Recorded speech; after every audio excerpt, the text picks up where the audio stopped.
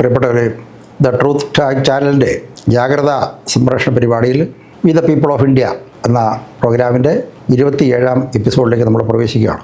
ഇന്ന് നമ്മൾ വലിയ ഒരു ഭീഷണിയുടെ മുമ്പിലാണ് ലോകം നിൽക്കുന്നത്. പ്രകൃതി ദുരന്തങ്ങൾ ഒരു വഴിക്ക്, നിങ്ങൾ എല്ലാവരും ശ്രദ്ധിക്കുന്നുണ്ടാകും, ചൈനയിൽ വലിയ പ്രളയം ഉണ്ടായിരിക്കുകയാണ്. വലിയ പ്രളയക്കെടുതിയിൽ ലക്ഷക്കണക്കിന് ആളുകളുടെ ജീവിതത്തെ അത് ബാധിക്കുന്നു, ഉൽപ്പാദനത്തെ ബാധിക്കുന്നു, അവരുടെ സാമ്പത്തിക രംഗത്തിൽ വലിയ വീഴ്ച ഉണ്ടാകുന്നു. അതുപോലെ നമ്മുടെ രാജ്യത്ത്, നമ്മുടെ വടക്കിഴൻ സംസ്ഥാനങ്ങളിൽ വെള്ളപ്പൊക്കക്കെടുതി, ആസാമിലും മേഘാലയയിലും മണിപ്പൂരിലൊക്കെ ആയിട്ട് വെള്ളപ്പൊക്കത്തിൻ്റെ വലിയ കെടുതികൾ അനുഭവിക്കുകയാണ്. വെള്ളപ്പൊക്കം വരുമ്പോൾ നമ്മൾ ഇതിനെക്കുറിച്ച് സംസാരിക്കും, പിന്നീട് നമ്മൾ വിട്ടുപോകും. പ്രകൃതി ദുരന്തം മാത്രമല്ല, മറ്റ് ദുരന്തങ്ങൾ നമുക്കറിയാം. നമ്മുടെ തീരപ്രദേശത്ത് അറബിക്കടലിൽ ഒരു കണ്ടെയ്നർ ഷിപ്പ് മുങ്ങി. സാധാരണഗതിയിൽ സംഭവിക്കാൻ പാടില്ലാത്തതാണ്. കാരണം ഷിപ്പിംഗ് രംഗത്തുള്ളവർക്ക്, വിദഗ്ധന്മാർക്കറിയാം അതെങ്ങനെ അതിനകത്ത് കണ്ടെയ്നർ ലോഡ് ചെയ്യണം. അതിനൊരു ഈവൻ ലോഡിംഗ് ഉണ്ട്, അതിന് ബാലൻസ്ഡായിരിക്കണം. ആ കപ്പൽ കടന്നു വന്ന സ്ഥലത്ത് സമയത്തൊന്നും അവിടെ നിന്ന് കൊടുങ്കാറ്റോ അല്ലെങ്കിൽ പ്രകൃതിക്ഷോഭമോ കടൽ ഇളക്കമൊന്നും ഉണ്ടായില്ല. അതോടെ മുങ്ങി. ആ കണ്ടെയ്നറുകളിലെ രാസവസ്തുക്കൾ അല്ലെങ്കിൽ ജീവന് ഹാനികരമാകുന്ന, മനുഷ്യജീവനും അല്ലെങ്കിൽ കടലിലെ സമ്പത്തിനുമൊക്കെ ഹാനികരമാകുന്ന, അല്ലെങ്കിൽ ജീവിതത്തെ വലിയ രീതിയിൽ ബാധിക്കുന്ന രീതിയിലുള്ള മാലിന്യങ്ങളൊക്കെ അവിടെ പടരുന്നു എന്ന് നമ്മൾ കേൾക്കുന്നുണ്ട്. ഉക്രൈനും റഷ്യയും തമ്മിലുള്ള പ്രശ്നം നിങ്ങൾ കേട്ടിട്ടുണ്ടോ, വായിച്ച് മനസ്സിലാക്കിയിട്ടുണ്ടാവും. ഇതൊക്കെ നമ്മളെ പെട്ടെന്ന് ബാധിക്കുമെന്ന് ചോദിച്ചു കഴിഞ്ഞാൽ നമ്മളെയും ബാധിക്കും. നമ്മൾ കേരളത്തിൽ ഇരിക്കുന്നത് കൊണ്ട് നമ്മളെ ബാധിക്കില്ല. ഉക്രൈനിലാട്ടെ അല്ലെങ്കിൽ റഷ്യയിലാട്ടെ അല്ലെങ്കിൽ ചൈനയിലെ പ്രശ്നം ഉണ്ടായത് നമുക്ക് എന്താണെന്ന് വെച്ചാൽ, ഈ മനുഷ്യൻ എവിടെയുണ്ടോ അവരെ എല്ലാവരും ഇന്നല്ലെങ്കിൽ നാളെ ഈ പ്രശ്നങ്ങളൊക്കെ ബാധിക്കും. നമ്മളിത് ഇപ്പോൾ പെട്ടെന്ന് ഇവിടുന്ന് ഈ ട്രൂത്ത് ടാഗ് ചാനലിൽ ഇതിനെക്കുറിച്ച് പറയുന്നതിന് എന്താണ് പ്രസക്തി എന്ന് നിങ്ങൾ ചിലപ്പോൾ ചോദിക്കുമായിരിക്കും. അപ്പോൾ ഇതിനകത്ത് നമ്മൾ മനുഷ്യനാണ്. മനുഷ്യൻ ഏത് രംഗത്ത്, ചൈനക്കാരാണേലും റഷ്യക്കാരാണേലും പാകിസ്ഥാനാണേലും എവരാണേലും നമ്മൾ മനുഷ്യജീവിതമാണ് ഇതിനകത്ത് പെട്ടിരിക്കുന്നത്. അപ്പോൾ നമ്മളിതിനെക്കുറിച്ചൊരു വീണ്ടും വിചാരത്തിനും ഇതേക്കുറിച്ചൊരു തിരിഞ്ഞു നോട്ടത്തിനും നമ്മൾ തയ്യാറാകേണ്ടിയിരിക്കുന്നതെന്ന് തോന്നുന്നു. നമുക്കറിയാം, ഒരു സൃഷ്ടപ്രപഞ്ചം, ഈ പ്രപഞ്ചം മുഴുവൻ സൃഷ്ടിച്ചത് ദൈവമാണ്, ദൈവത്തിൻ്റെ സൃഷ്ടിയാണ് എന്ന് വിശ്വസിക്കുന്ന ഒരു വിഭാഗം ആൾക്കാരുണ്ട്. ഒരു വിഭാഗമല്ല, അതിൽ ക്രിസ്ത്യാനികൾ, യൂതന്മാർ, ഇസ്ലാം മതം. അപ്പോൾ അവർക്ക് എന്ന് വെച്ചാൽ അള്ളാഹുവിൻ്റെയോ അല്ലെങ്കിൽ യഹോവ അവരാണ് ഈ ഭൂമി അല്ലെങ്കിൽ ഈ പ്രപഞ്ചം സൃഷ്ടിച്ചത്, പ്രപഞ്ചത്തിൻ്റെ ഉടയവനാണ് എന്ന് വിശ്വസിക്കുന്നവരാണ്. അതേസമയം ഇതൊരു പരിണത ഫലമാണ്, ഇവോൾവ് ചെയ്തുണ്ടായതാണ് എന്ന് വിചാരിക്കുന്ന അല്ലെങ്കിൽ വിശ്വസിക്കുന്ന വലിയൊരു വിഭാഗമുണ്ട്. അത് കമ്മ്യൂണിസ്റ്റ് അല്ലെങ്കിൽ മെറ്റീരിയലിസ്റ്റുകൾ, ഭൗതികവാദികൾ.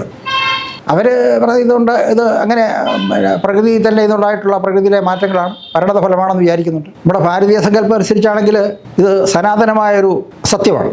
അതായത് എന്നും ഉണ്ടായിരുന്നു, ഇപ്പോഴുണ്ട്, ഇനി ഇങ്ങനെ ഉണ്ടാകും. ഇത് ചില രൂപഭേദങ്ങളും ഭാവഭേദങ്ങളൊക്കെ വരുന്നു എന്നല്ലാതെ അതിൽ ജീവിതത്തെ നമ്മുടെ ഭാരതീയ ദർശനത്തിൽ കാണുന്നത് പുനർജന്മം.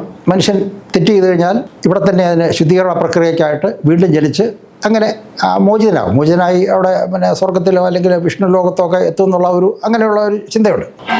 ക്രിസ്ത്യാനികളെ സംബന്ധിച്ചിടത്തോളം സ്വർഗം അല്ലെങ്കിൽ നരകം, മുസ്ലിങ്ങളെ സംബന്ധിച്ചിടത്തോളം അത് തന്നെയാണ്, സ്വർഗത്തിലെത്തുക. അപ്പോൾ ഈ മതങ്ങളും വിശ്വാസങ്ങളും പ്രത്യയശാസ്ത്രങ്ങളും സിദ്ധാന്തങ്ങളും ഒക്കെ കൂടി മനുഷ്യരെ ഇങ്ങനെ പല തട്ടുകളിൽ നിർത്തിയിട്ട് ഇവർക്കെല്ലാം പരസ്പരം മത്സരിക്കുന്ന ഒരു സ്ഥിതിയിലേക്ക് ലോകം മാറിയിരിക്കുകയാണ്. ക്രിസ്ത്യാനികളെ സംബന്ധിച്ചിടത്തോളം യേശുവിൽ വിശ്വസിച്ച് രക്ഷ പ്രാപിക്കുക എന്നുള്ളതാണ് അവരുടെ ഒരു അടിസ്ഥാന ചിന്ത.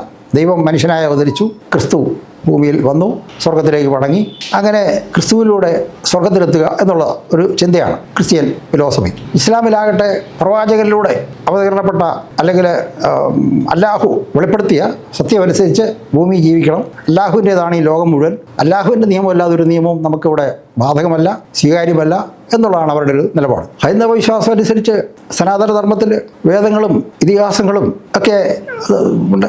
അപ്പോൾ അതനുസരിച്ച് അവരുടേതായ ഒരു ചിന്ത തോന്നും. ഇതൊക്കെ നമ്മുടെ മനസ്സിൽ ഉണ്ട്. ഒന്ന് വിശ്വാസമാണ്, ഒന്ന് പ്രത്യയശാസ്ത്രമാണ്, അല്ലെങ്കിൽ വേറൊന്ന് സിദ്ധാന്തമാണ്. ഈ 3 രീതിയിൽ ചിന്തിക്കുന്നവരാണേലും അത് ഏറ്റവും തീവ്രമായിട്ട് ആലോചിക്കുന്നവരാണേലും ഇവരെല്ലാവരും നമ്മൾ ഈ ഭൂമി ജീവിക്കുമ്പോൾ മരിക്കുന്നത് വരെ നമുക്ക് ആഹാരവും വസ്ത്രവും പാർപ്പിടവും ഒക്കെ വേണം. ഇതിലേതെങ്കിലും വിഭാഗം അതിനകത്തൊന്നും അല്ലെങ്കിൽ ആർക്കെങ്കിലും ഒഴിഞ്ഞു നിൽക്കാനാവില്ല. അപ്പോൾ നമ്മുടെ നമ്മുടെ പ്രയത്നം മുഴുവൻ ഈ അടിസ്ഥാന കാര്യങ്ങൾ നമുക്ക് ലഭിക്കാനാണ്. അപ്പോൾ നമ്മുടെ ലോകത്ത് പല ഭാഗങ്ങളിലും പട്ടിണിയുണ്ട്. യുദ്ധം മൂലമാകട്ടെ, പ്രകൃതി ദുരന്തം മൂലമാകട്ടെ, പട്ടിണിയും ദാരിദ്ര്യവും ഒക്കെ ജനങ്ങൾ ദുരിതപ്പെടുന്നുണ്ട്. അപ്പോൾ ഈ പ്രശ്നങ്ങളൊന്നും നമുക്ക് മനുഷ്യൻ്റെ ജീവിതത്തിൽ ജനനം മുതൽ മരണം വരെ ഉണ്ടാകുന്ന ജീവിത വ്യാപാരങ്ങളിൽ അവർ നേരിടുന്ന പ്രശ്നങ്ങളെക്കുറിച്ചൊക്കെ ഒന്നും കാര്യമായിട്ടുള്ള ഒരു ഇത് നടക്കുന്നില്ല. അതിന് പകരം എൻ്റെ ചിന്താഗതിയാണ്, എൻ്റെ വിശ്വാസം ശരിയാണ്, നിങ്ങളുടെ വിശ്വാസം തെറ്റ് എന്നൊരു കൂട്ടർ. ആ വിശ്വാസമല്ല, ഈ വിശ്വാസമാണ് ശരി, ഇതനുസരിച്ച് വേണം ജീവിക്കാനെന്ന് വേറൊരു കൂട്ടർ. ഒരു വിശ്വാസവും ശരിയല്ല, നമ്മുടെ മെറ്റീരിയലിസമാണ് ശരി എന്ന് വിചാരിച്ച് എന്ന് ചിന്തിക്കുന്ന യുക്തിവാദികളുടെ ഒരു ഇതുണ്ട്, കമ്മ്യൂണിസ്റ്റുകാരുണ്ട്. അപ്പോൾ ഈ തമ്മിൽ അടിച്ചു നോക്കണം. നമ്മൾ ആലോചിച്ച് നോക്കുക, ഒരു ജീവിതത്തിൽ നമ്മുടെ തീവ്ര ചിന്ത വന്നു കഴിഞ്ഞാൽ നമ്മുടെ ജീവിതം എത്രമാത്രം ഭയാനകമായി തീരും എന്നുള്ളതിൻ്റെ ഉദാഹരണങ്ങൾ നമ്മൾ ഓരോ സ്ഥലത്തും കണ്ടുകൊണ്ടിരിക്കുകയാണ്. ലോകചരിത്രം പരിശോധിച്ചാൽ എത്രയോ വംശഹത്യകൾ, ജനോസൈഡുകൾ ഈ വിശ്വാസത്തിൻ്റെ പേരിൽ, മതത്തിൻ്റെ പേരിൽ, പ്രത്യയശാസ്ത്രത്തിൻ്റെ പേരിൽ, സിദ്ധാന്തങ്ങളുടെ പേരിൽ ഒക്കെ നടന്നു കഴിയും. ഇപ്പോഴും പലരും അതിനെ മുറുകെ പിടിച്ചുകൊണ്ടിരിക്കുകയാണ്. അപ്പോൾ ഈ രീതിയിൽ കാര്യങ്ങൾ പോകുമ്പം നമുക്ക് ആർക്കൊന്നും ചെയ്യാനില്ല എന്നുള്ളൊരു രീതിയിൽ ആളുകൾ പറയുന്നുണ്ട്. അതൊക്കെ മതമാണ്, മതത്തിൻ്റെ കാര്യത്തിൽ നമുക്ക് ഇടപെടാൻ പറ്റില്ല. രാഷ്ട്രീയമാണ്, അതിലിടപെടാൻ പറ്റില്ല. അല്ലെങ്കിൽ യുക്തിചിന്തയാണ്, അവരോട് ചേരാൻ പറ്റില്ല. പക്ഷെ ഇവർക്ക് എല്ലാവർക്കും ആഹാരം വേണം, എല്ലാവർക്കും താമസിക്കാൻ ഇടം വേണം, ചെയ്യാൻ തൊഴിലും വേണം. അപ്പം മനുഷ്യൻ ഈ വിദ്യാഭ്യാസം കൊണ്ടും അറിവ് കൊണ്ടും ഒന്നും മതത്തിൻ്റെയോ അല്ലെങ്കിൽ ഇതുപോലുള്ള പ്രത്യയശാസ്ത്രത്തിൻ്റെയോ ഒന്നും കെട്ടുപാടിൽ നിന്നും മോചിതനാകുന്നില്ല എന്നുള്ളതാണ് നമ്മുടെ ഈ വലിയ ദുരന്തം. ഇതിൻ്റെ ബാക്കിയായിട്ടാണ് നമ്മൾ റഷ്യയിൽ അല്ലെങ്കിൽ യുക്രൈനുമായിട്ടുള്ള പ്രശ്നം കാണുന്നത്, ഇസ്രായേലും ഹമാസുമായിട്ടുള്ള പ്രശ്നങ്ങൾ, പാകിസ്ഥാനും ഇന്ത്യയും തമ്മിലുള്ള പ്രശ്നം, അല്ലെങ്കിൽ ബംഗ്ലാദേശ് ഇന്ത്യ ആയിട്ടുള്ള പ്രശ്നം, ചൈന ഉന്നയിക്കുന്ന തർക്കങ്ങൾ, ഇതൊക്കെ അന്താരാഷ്ട്ര അല്ലെങ്കിൽ ആഗോള പ്രശ്നങ്ങളാണെന്നും നമ്മൾ ഈ വിഷയത്തിലൊന്നും ഇടപെടാൻ പാടില്ല എന്നൊക്കെയുള്ള ചില ചിന്ത ആളുകൾ ചിലപ്പം പറയാം.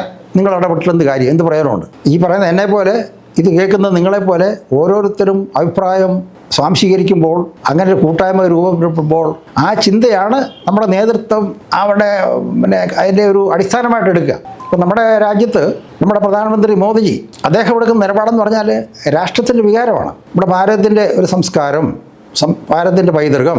അപ്പോൾ ഇത് കാത്തു സൂക്ഷിക്കുക, അതനുസരിച്ച് ഈ രാജ്യത്തെ ജനങ്ങൾക്ക്, പൗരന്മാർക്ക് അവർക്ക് ജീവിതം സുരക്ഷിതമാക്കുക എന്നുള്ള ഇതിലാണ് അവർ ചിന്തിക്കുക, അദ്ദേഹം ചിന്തിക്കുക. അപ്പോൾ ഇനി ഓരോ രാഷ്ട്രത്തലവന്മാരും ആ രീതിയിലാണ് ചിന്തിക്കുക. ഉദാഹരണമായിട്ട് റഷ്യയിൽ പുടിൻ അദ്ദേഹം വലിയൊരു പ്രതിസന്ധിയിലാകപ്പെട്ടിരിക്കുകയാണ്. അദ്ദേഹം പ്രധാനമന്ത്രി അയക്കുന്ന റഷ്യയിൽ ആ രാജ്യത്തിൻ്റെ വലിയ വിമാനത്താവളങ്ങളും എയർബേസുകളൊക്കെ നശിച്ചു പോയിരിക്കുന്നു. ഉക്രൈനാണ് തകർത്തതെന്ന് അവർ കരുതുന്നു. അവർ വളരെ കാലം കൊണ്ട് 16-19 കിലോമീറ്റർ ദൂരത്തിൽ കടലിൽ കൂടെ പടുതീർത്ത ഒരു പാലം തകർത്തിരിക്കുന്നു. ചൈനയാണെങ്കിൽ തൈവാൻ എന്ന് പറയുന്ന അവരുടെ പരിസരത്തുള്ള രാജ്യം അത് അവർക്ക് അവകാശപ്പെട്ടതാണെന്നും അത് കൈവശപ്പെടുത്തണമെന്ന് പറഞ്ഞിട്ട് അവരും നിൽക്കുന്നു. ടർക്കി എന്ന് പറയുന്ന രാജ്യത്ത് എർദോഗൻ എന്ന് പറയുന്ന അവിടുത്തെ രാഷ്ട്രത്തലവൻ ആ ഒരു രാഷ്ട്രസങ്കല്പം വ്യാപകമാക്കണം എന്ന് പറഞ്ഞ് നിൽക്കുന്നു. ഇങ്ങനെ എല്ലാവരും തങ്ങളുടെ വിശ്വാസം ലോകത്തെങ്ങും അടിച്ചേൽപ്പിക്കുക അല്ലെങ്കിൽ പകർത്തുക എന്നുള്ളൊരു നിലയിൽ നിൽക്കുകയാണ്. അപ്പോൾ ഈ വിഷയങ്ങൾ നമ്മൾ വെറുതെ വായിച്ചു പോകാറുള്ളതല്ല, നമ്മുടെ സമൂഹത്തിൽ നമ്മൾ സംസാരിക്കേണ്ടതാണ്, അഭിപ്രായം രൂപീകരിക്കപ്പെടേണ്ടതാണ്. ആ അഭിപ്രായങ്ങൾ നമ്മുടെ മേലേത്തലത്തിലേക്ക് എത്തേണ്ടതാണ്. കാര്യങ്ങൾ കൂടുതലായിട്ട് ഇനി അടുത്ത എപ്പിസോഡിൽ സംസാരിക്കുന്നതാണ്. ഏവർക്കും നന്ദി, നമസ്കാരം.